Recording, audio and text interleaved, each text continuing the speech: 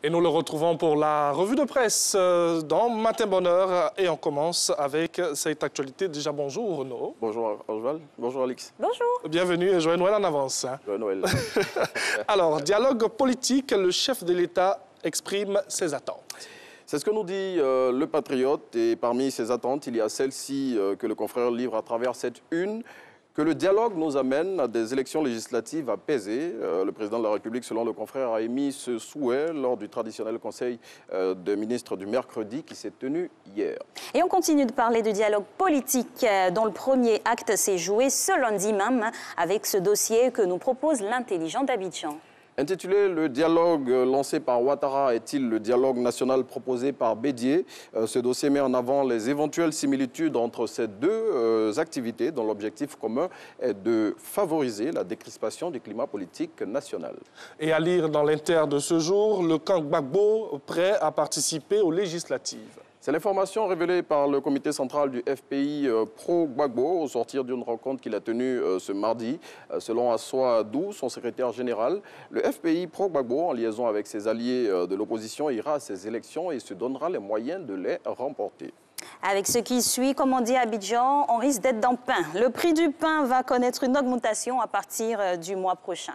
Oui, ce prix va passer de 150 à 350 francs CFA si l'État de Côte d'Ivoire ne fait rien pour empêcher cette augmentation. C'est ce qu'a déclaré le président des boulangers et pâtissiers de Côte d'Ivoire dans une interview qu'il a accordée à Soir Info.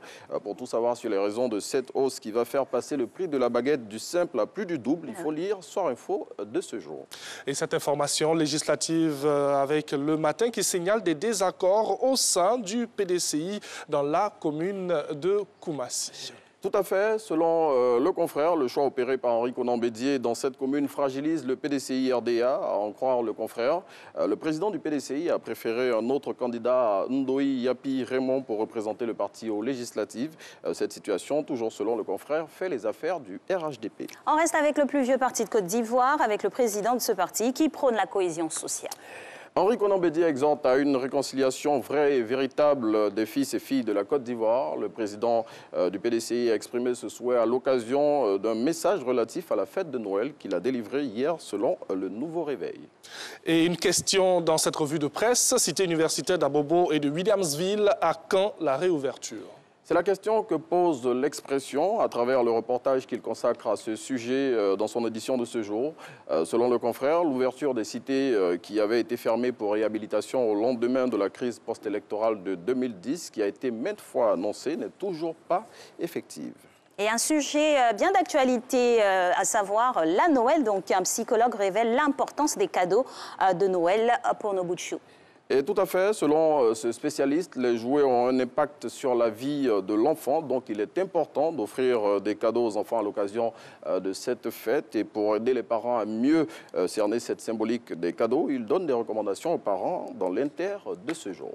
Très bien, et nous on en remet toujours une couche.